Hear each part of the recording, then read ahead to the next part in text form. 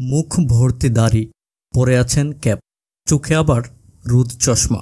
চেহারা ঠিক মতো বোঝা যাচ্ছে না। প্রথমবার দেখলে যে কারো মনে হবে এ যেন সাউথের কোনো হিরো, কিন্তু কিছুক্ষণ পর পরিষ্কার বোঝা যাবে তিনি ঢাকাই সিনেমার সুপারস্টার শাকিব খান। গেল ঈদুল আজহায় তুফান সিনেমার পর লোকচক্ষুর অন্তরালে ছিলেন সাকিব। তুফান সিনেমা নিয়ে দেশ বিদেশে মাতামাতি হয়।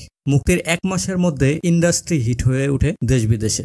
যখন তুফান নেমেতেছিল দর্শক, ব্যক্তিগত কাজে সাকিব তখন সময় কাটাচ্ছিলেন দুবাই, আমেরিকায়। অনুসারীরা খুঁজলেও পাওয়া যায়নি মেগাস্টার খ্যাত এই কিং খানকে। অবশেষে প্রায় 2 মাস পর প্রকাশ্যে দেখা দিলেন বাংলার সবচেয়ে আলোচিত এই চিত্রনায়ক। আর সেখানেই সাকিবকে পাওয়া গেল নতুন লুকে, যে লুক দেখে চোখ কপালে উঠবে যে কারো।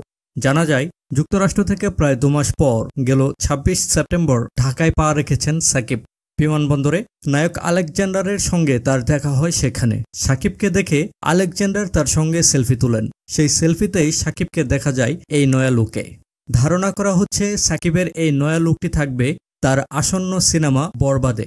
মেহেদী হাসান হৃদয় পরিচালিত এই চলচ্চিত্রের শুটিং শুরুর কথা আছে চলতি বছরের অক্টোবরের প্রথম সপ্তাহে, যেখানে কিং খানের বিপরীতে থাকবেন প্রিয়তমা খ্যাত অভিনেত্রী ইধিকা পাল।